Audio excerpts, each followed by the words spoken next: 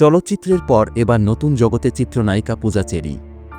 রায়হান রাফির আসন্ন web series black মানিতে কাজ করে এই প্রথম ওটিটিতে নাম লেখালেন নায়িকা। তবে সিরিজটি মুক্তির আগেই পূজার ঝলকানি নজর কেড়েছে দর্শকের।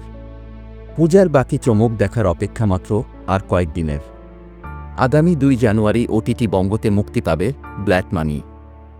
এর আগে গত শনিবার রাতে সিরিজটির আইটেম গান প্রেমের দোকানদার মুক্তি পায়, আর তাতেই রীতিমতো শোরগোল পড়ে যায় দর্শকের মাঝে।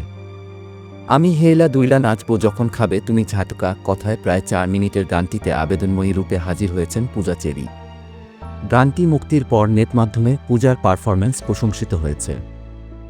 সম্প্রতি গণমাধ্যমে দেওয়া এক সাক্ষাৎকারে সিরিজটি প্রসঙ্গে কথা বলেন পূজা।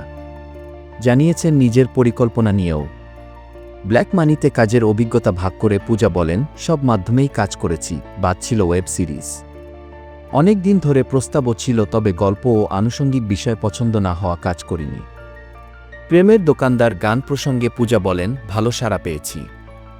আমার কাজের প্রশংসা পাচ্ছি বিভিন্ন মাধ্যমে। এছাড়াও গানটিতে নেচে আমারও ভালো লেগেছে।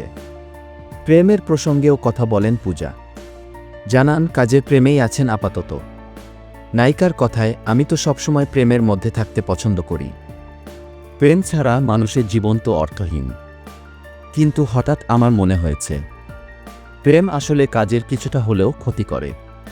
তাই সিদ্ধান্ত নিয়েছি, প্রথমে কাজ, তারপর অন্য কিছু। তাই কারো সঙ্গেই প্রেম নেই এখন। প্রেমে আছি আবার নেই।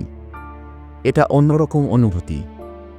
ভবিষ্যতে নিজেকে কিভাবে দেখতে চান জানিয়ে নায়িকা বলেন, আমি কারো মতো হতে চাই না, কারো জায়গাও নিতে চাই না। নিজেকে একটা শক্ত অবস্থানে দেখতে চাই। এটা বিশ্বাস করি যে কেউ কারো জায়গা নিতে পারে না।